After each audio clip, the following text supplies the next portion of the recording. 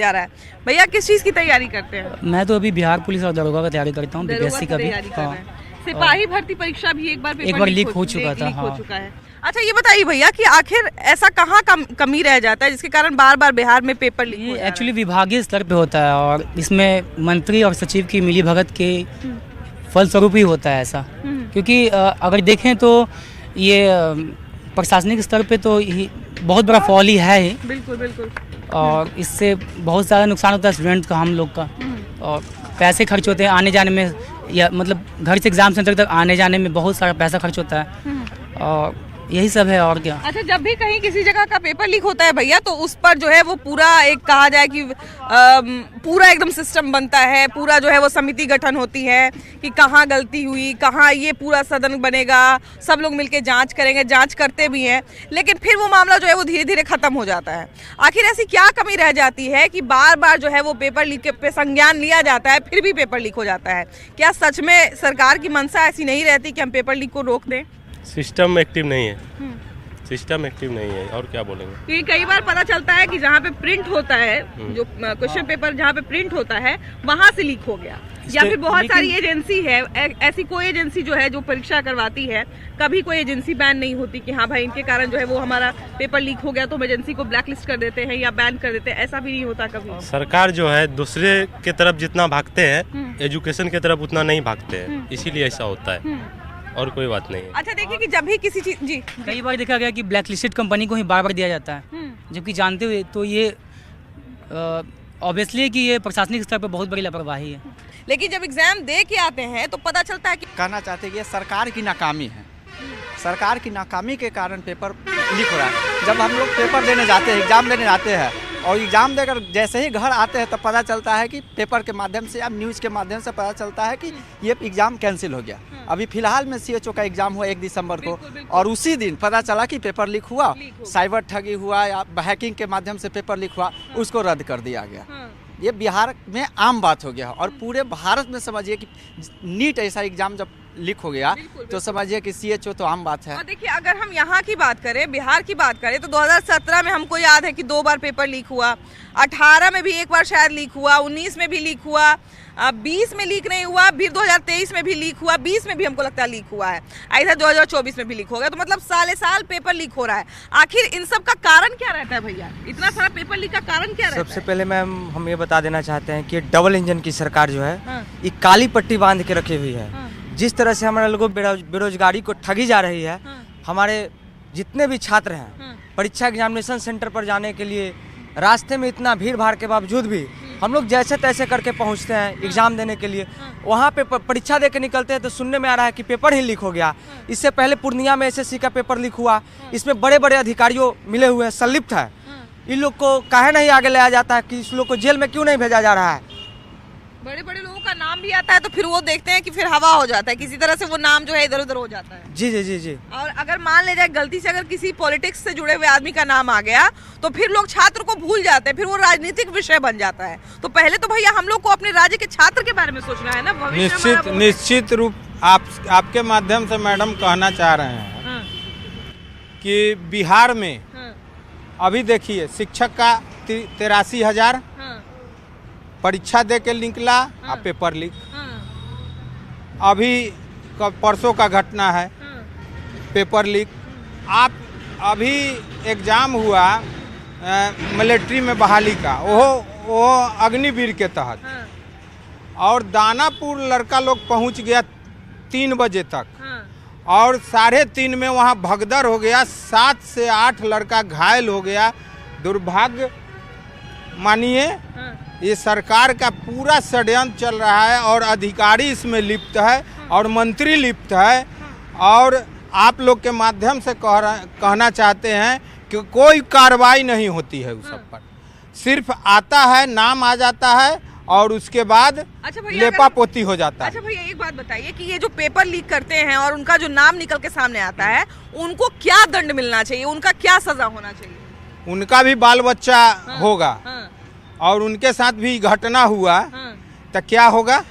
आप देख लीजिए ट्रेन में बच्चा लोग भर के जाता है, लैट्रिन में बैठ जाता है, मतलब जहाँ जगह मिलता है पौधान धर के लटके हुए है और खतरा उठा के हर हम लोग देख रहे हैं दो ट्रेन में जो ऐसे जुड़ा रहता है उस पे बैठ के बच्चा लोग जा रहा है और एग्जाम कैसू जाके देता है। उसमें घटनाएं भी होती है, आए दिन अक्सर आपके माध्यम से चाहे और चैनल के माध्यम से पता चलता है, मगर कोई सरकार इस पर संज्ञान नहीं लेती है और गरीब गुरबा शोषित पीड़ित जो किसी तरह चाह रहा है कि हम शिक्षा लिए हैं तो नौकरी हो हमको मिल जाता। कभी कभी तो डबल उम्र के मतलब समझिए कि लड़की अगर 18 साल की है तो समझिए 40 साल के आदमी के साथ उसका ब्याह कर दिया जाता है क्योंकि वो उनको इज्जत बचाना लगता है। भैया ये बताइए कि हमारे बिहार में जो है आज भी प्रेम प्रसंग जो है बड़ा हौवा बन जाता है, आखिर इतना हमारा सोच अभी तक क्यों नहीं आगे बढ़ा है? इसका कारण है सरकार की गलती है। जितने प्रचार कर रहे हैं वो गलत कर रहे हैं, गलत प्रचार कर हाँ गलत प्रचार कर रहे हैं। सिर्फ अभी बेटी पढ़ाओ और बेटी क्या कहते हैं उसको बेटी बढ़ाओ। हाँ। अरे तो उसमें ये भी कहिए कि प्यार करना गुनाह नहीं है। आप धर्म पर जो जा रहे हैं तो उस धर्म की बात नहीं करे, सीधे शादी करे जाए रहे आराम से, कोई दिक्कत नहीं है उसमें। अभी भी गुनाह माना जाता है क्या भैया? नहीं, गाँव देहात शहर सब में जाते हैं। गुनाह तो है नहीं, पर सबकी अपनी अपनी सोच है। तो सोच हमारी क्यों नहीं बदल रही है भैया? अभी भी जो है हम लोग सुनते हैं कि कहीं अगर गांव देहात में अगर कोई लड़का लड़की जो है अगर साथ में मिल गया तो या तो जबरदस्ती उनका ब्याह करवा दिया जाता है, ये भी नहीं देखा जाता कि लड़का लड़की बाद में साथ में सही से रह पाएगा कि नहीं रह पाएगा। चाहे लड़की का शादी कर दिया जाता है जैसे तैसे अधेड़ उम्र के आदमी से कि कम से कम मेरा इज्जत बच जाएगा, तो ऐसे में कैसे इज्जत बचेगा? ये सब कुछ इज्जत की बात नहीं है, सब शिक्षा की कमी है। समाज का प्रेशर है, सो कॉल्ड समाज जिसका कोई मतलब नहीं बनता है। अगर आपके यहाँ अगर 500 रुपए की जरूरत हो कोई नहीं देगा, तो आप इस चीज में क्यों देख रहे हैं? आप अपने बेटी का या फिर बेटे का किसी परिवार का भविष्य देखिए ना, कोई लड़का है कैसा है क्या है, आप देखिए ना, समाज से प्रेशर में नहीं आना है। का हत्या कर दिया जाए जिसको हम लोग हरियाणा पंजाब में सुनते थे कि ऑनर किलिंग होता है, यहाँ पर भी होता है लेकिन वो केस पुलिस में जा नहीं पाता। नहीं, इसके लिए सब दोषी हैं, परिवार दोषी है, समाज दोषी है, सरकार दोषी है। इस पे बढ़िया कानून आना चाहिए, इस पे अमल होना चाहिए। वहाँ के जो भी क्षेत्र के जो थाना है वो इसके लिए दोषी है, सब दोषी हैं। क्या आपको लगता है कि हम लोग जागरूक नहीं है या हम लोग आगे तो बढ़ रहे हैं लेकिन बदल रही है धीरे धीरे, हमारे समाज की सोच बदल रही है, लोग सपोर्ट में आ रहे हैं। ऐसा बात नहीं है कि लव मैरिज सक्सेसफुल नहीं हो रहा है, पहले नहीं हुआ करता था लेकिन समाज का सोच अब बदल रहा है धीरे धीरे। हाँ जी। अच्छा, अरेंज मैरिज हो चाहे लव मैरिज हो भैया, मान लिया जाए कि बहुत अरेंज मैरिज में भी दुश्वारी है, लव मैरिज में भी दुश्वारी है। यदि कई बार तो क्या होता है कि जैसे 17 समाज की सोच को बदलिए और देखिए खुशहाल जीवन को जिए। नहीं, कभी कभी ऐसा भी होता है भैया कि 17-18 साल के बच्चे रहते हैं, ठीक है, मान लिया जाए कि आवेश में आके जो है वो कोई फैसला ले लिए, मान लीजिए कहीं मिल रहे हैं जुल रहे हैं, या अगर मान लीजिए किसी तरह की और भी बात कोई है, हम लोग जबरदस्ती उनका शादी करा देते हैं, है ना। समाज में बहुत सारा देखते होंगे पकड़ा हुआ शादी इसको कहते हैं, पकड़ा हुआ शादी करवा दिया गया। अब हम तो ये नहीं देख रहे, समाज के लोग 10 लोग जो जबरदस्ती शादी करवा देते हैं वो ये तो नहीं देखते कि आगे का जीवन उनका कैसा जाएगा। बिल्कुल सही, आगे का जीवन तो बर्बाद हो जाएगा। उस केस में कौन देखने आएगा बच्चों को? कोई नहीं, पकड़ा हुआ शादी सबसे गलत है हमारे हिसाब से। जो लड़के लड़की की जो मर्जी है उसी के अनुसार शादी होना चाहिए, किसी कास्ट के हो, किसी भी धर्म के हो। क्यों ऐसा हो रहा है भैया? क्यों हमारी सोच नहीं बदल रही? बदलना चाहिए मैडम। हम लोग सिर्फ अपना कपड़ा और खाना बदल रहे हैं, ये दोनों को मिला देना चाहिए। क्या कहते हैं भैया? मुझे तो लगता है कि ऐसे लव मैरिज आने से ये कास्ट का बैरियर भी थोड़ा खत्म होगा और दहेज का जो इतना उत्पीड़न आ रहा है ना, दहेज सिस्टम भी थोड़ा खत्म होगा, क्योंकि दहेज के लिए बहुत लोग लड़की जला दे रहे हैं, बीवी को मार दे रहे हैं, 2-2 शादी कर रहे हैं, 3-3 शादी कर रहे हैं। इन सब चीज़ों में बहुत कमी आएगी। तो ये सब घटनाएं आखिर बिहार में क्यों होती है? क्या हमारी सोच नहीं बदली अभी तक? अब मैम इसका अलग अलग पॉइंट ऑफ व्यू है। मान लीजिए कि अगर कास्ट से आप रिलेशन अगर देखें, अगर मान लीजिए कि कोई अलग कास्ट से अगर हो जाता है तो फिर अलग इसका मैटर है। जैसे बिहार में मैम अभी भी जैसे लोग अभी भी उतने मॉडर्न हुए नहीं है, ठीक है।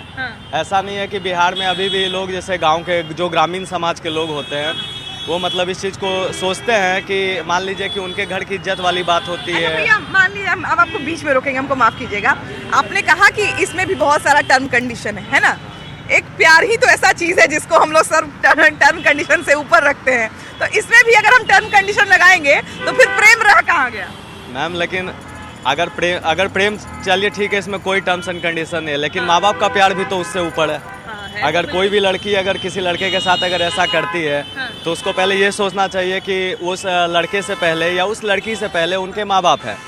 अगर माँ बाप को मना पाते हैं, एग्री करवा पाते हैं कि मम्मी मेरे को वो लड़का पसंद है, मम्मी मेरे को ये लड़की पसंद है, अगर दोनों परिवार मान जाते हो तो शादी कर लीजिए। अगर नहीं मानते हो तो अपने गार्जियन का इच्छा का सम्मान कीजिए, उनके अनुरूप चलिए।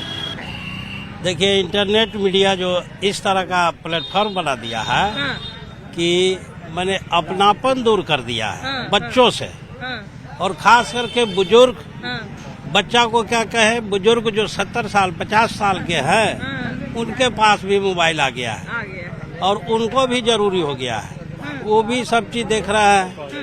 मान लीजिए कि उनको भी कुछ मजा मिलता होगा। बच्चों को तो क्या कहना है, वो पढ़ाई का बहाना बना करके 14 साल के बच्चा, 12-13 साल का बच्चा, 6 साल के बच्चा सब इसमें इन्वॉल्व हो गया है।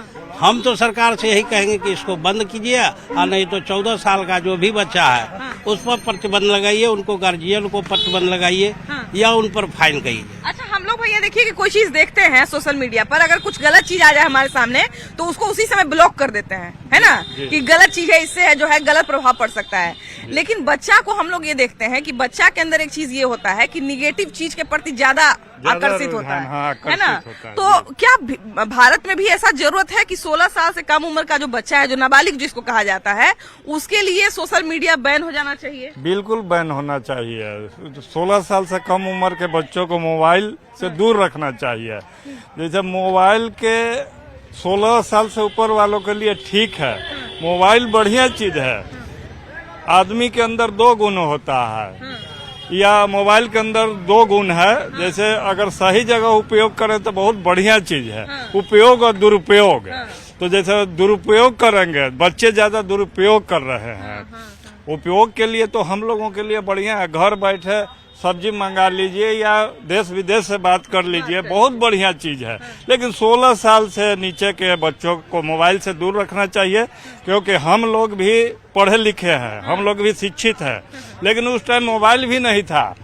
हम लोग पैदल खेत से आते थे, फिर भी हम लोग पढ़ लिख के जॉब किए, बढ़िया जॉब किए और पढ़े लिखे हैं, सारा गुण है।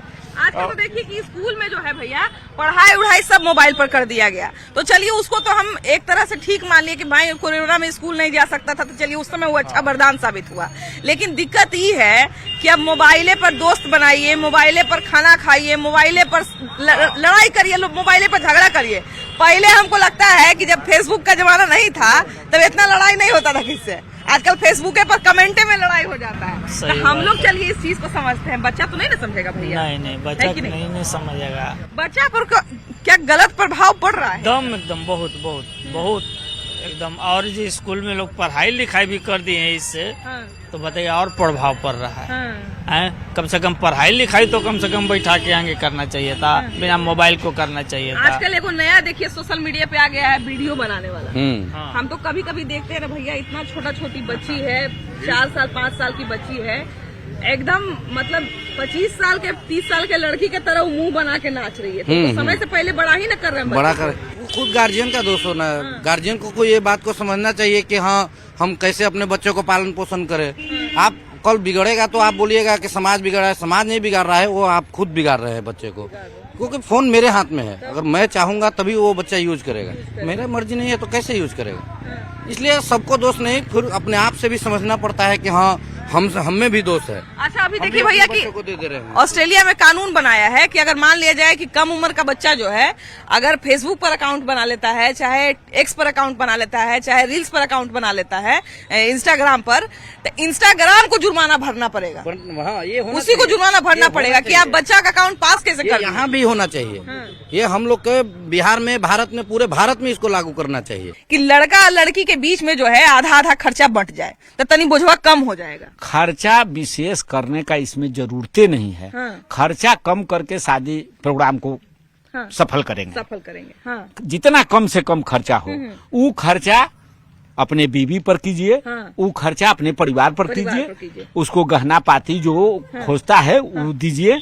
लेकिन विशेष जो खर्च कर देता है आदमी, डेकोरेशन करो, समियाना करो, बाजा बजाओ, ये सब का क्या जरूरी है? नॉर्मल शादी कीजिए, आज जो खर्चा बचता है दोनों आदमी मिलकर उसको हम कर लोग दें। देखते हैं कि सब खर्चा वहाँ आ जाता है कि आदमी यहाँ पे, तो वो ज्यादा लाचारी हो जाता है, वो लाचार हो जाता है। लड़की वाला खेत बेचता है तब जाके काम होता है उसका। कितना दिन तक कर्जा सर? हाँ, वो हम लोग लड़का वाला जो है वो लड़का वाला लड़की वाला के दुख को नहीं समझता है, वो सब कर लेता है, वो उससे खून चूसिए लेगा तब शादी करेगा। और शादी दो तरह के, शादी को सफलीभूत भी करने के लिए समाज को आगे आना ही होगा, आना पड़ेगा। बिल्कुल बिल्कुल सही कह रहे हैं। हाँ, लव मैरिज भी हो रहा है लेकिन बहुत टिकाऊ नहीं हो रहा है। ये जो 50-50 बंद होना चाहिए तो ठीक है भैया, लेकिन ये जो नया 50-50 का भी है ना बात, चलनी चाहिए। हाँ, जो नया ही चलन चला है कि आप जो है वो आधा आधा खर्चा बांट लीजिए, जितना शौक है सब पूरा करिए, कि आपका भी शौक है हमारा भी शौक है सब पूरा करिए, लेकिन आप खर्चा को आधा बांट दीजिए। तो उतना करेगा तब ना आदमी। हाँ, अच्छा ये बताइए कि कल्चर को बढ़ावा मिलना चाहिए कि नहीं मिलना चाहिए? एकदम मिलना चाहिए। कैसे इसको बढ़ावा हम लोग दे सकते हैं? सहयोग कीजिएगा तब ना। सहयोग दोनों तरफ से होना चाहिए। एकदम दोनों तरफ से सहयोग कीजिएगा तब ना। क्या कहते हैं भैया, कितना इस कल्चर को बढ़ावा मिलना चाहिए? बढ़ावा मिलेगा जब आपका बच्चा बच्ची शिक्षित हो जाएगा, और बच्चा बच्ची जब शिक्षित हो जाएगा तो खुद मान ली मेरा बच्ची है कहीं जॉब में चल गई, 5 साल वो कमा ली, 5 साल के बाद वो शादी हुआ तो 10-15 लाख तो खुद कमा ली, और फिर लड़का वाला भी लोग कमा मतलब हो गया, तो दोनों अपना खर्च दोनों तरफ से कर देगा ऑटोमेटिक। इसलिए शिक्षा बहुत जरूरी है, और जैसे जैसे समाज शिक्षित हो रहा है थोड़ा सा इसमें बदलाव भी आया है। बिल्कुल आप सही बात कह रहे हैं भैया, कि देखिए आजकल तो लड़का लड़की दोनों नौकरी करता है ना, तो भाई माँ बाप का भी जो है, माँ बाप पे जो सारा बोझ पड़ जाता है कि शादी नौकरी करे बच्चा चाहे नहीं करे, लेकिन शादी तो माँ बाप को ही करना पड़ेगा, है ना, सारा चीज माँ बाप को ही करना पड़ेगा। हाँ, तो उसमें जब शिक्षित दोनों बच्चा हो जाएंगे, बच्चा एवं बच्ची, तो उसमें से खर्चा तो माता पिता का हल्का होना ही है। कि हम लोग जो है वो 80% कहते हैं ना कि हम लोग 80% है, हमारा ये नहीं हुआ, लेकिन देखिए कि आंकड़ा जब देखते हैं तो पता चलता है कि 80% से हम लोग नीचे फिसल गए हैं। हम लोग लगभग 65%, अगर सही आंकड़ा लिया जाए तो 65% होते हैं हम लोग। और अभी मोहन भागवत जी का जो बयान आया है उसका हम लोग स्वागत करते हैं, और ये बहुत ही मोहन भागवत जी का बयान इस समय आया है, बहुत सामयिक बयान है उनका और स्वागत योग्य बयान है, क्योंकि हम लोग ऐसे बिहार में और सब जगह जब बहुत क्रोधित होते हैं किसी से, आत्मा से अगर उसको कुछ कोसते हैं तो है कि जाओ तुम्हारे वंश का नाश हो जाएगा, है ना। और अभी की स्थिति में हम लोग जो जिस प्रक्रिया को हम लोग अपना रहे हैं, बहुत आधुनिक बनकर अपने आप को, तो हम लोग खुद से अपने वंश का नाश करते जा रहे हैं। जब अभी हम लोग का कंसेप्ट हो गया है कि बच्चा 1 या 2, और 1 या 2 में भी अगर 2 लड़की हो गई तो फिर 1 के प्रयास करते हैं उसका। आज अभी के कंसेप्ट में 2 लड़की होगी तो भी हम लोग 1 संतान की कामना नहीं करते, चलो 2 लड़की ही अच्छी है, लड़की और लड़के बराबर हैं। उसके अलावा हम क्या सोचते हैं, 1 लड़का 1 लड़की हो गया तो बड़ा आदर्श हो गया, है ना। हाँ, आदर्श हो गया। हाँ, और अगर 2 लड़के हो गए तो चलो अब तीसरी लड़की नहीं करनी है, तो तीसरी लड़की नहीं करनी है तो वंश बढ़ेगा कैसे?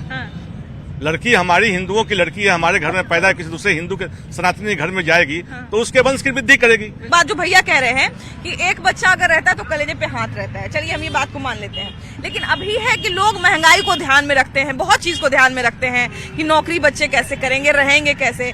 ऐसे में मोहन भागवत के 3 बच्चों वाले बयान से आप कितना इत्तेफाक रखते हैं?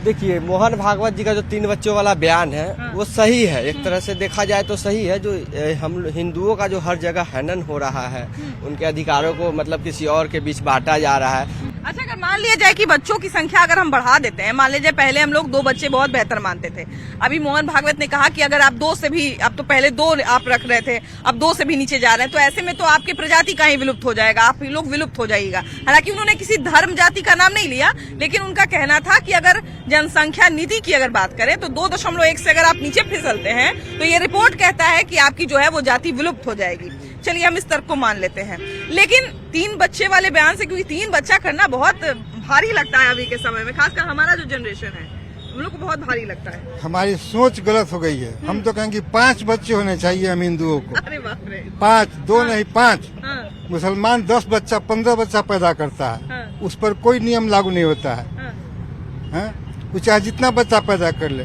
हम तो कहते हैं हिंदू भाई 5 बच्चा पैदा करे, भागवत जी 3 कहते हैं, प्रत्येक हिंदू 5 बच्चा पैदा करे, वह बच्ची हो, लड़की हो या लड़का हो, ताकि हमारा जो चल रहा है जनसंख्या वो बढ़ता चला जाए, और हम अपनी संस्कृति जो खो रहे हैं, हिंदू जो अपना संस्कृति को खो रहा है वो फिर से बहाल हो, पुनः बहाल हो। अच्छा देखिए कि अभी जो है वो आप लोग भी न्यूज सुने होंगे कि हम लोग जो है वो चीन को पछाड़ दिए जनसंख्या में, है ना। ये सारा बात सब जगह प्रचार हुआ था कि हम लोग चीन को पीछे छोड़ दिए। लेकिन जब आप गहराई से उसको पढ़िएगा तो उसमें हिंदुओं की संख्या घटी है और मुस्लिमों की संख्या बढ़ी है। तो इस बारीकी को शायद किसी ने नहीं देखा होगा कि अब हम लोग जो कहते हैं कि हम लोग 80% हैं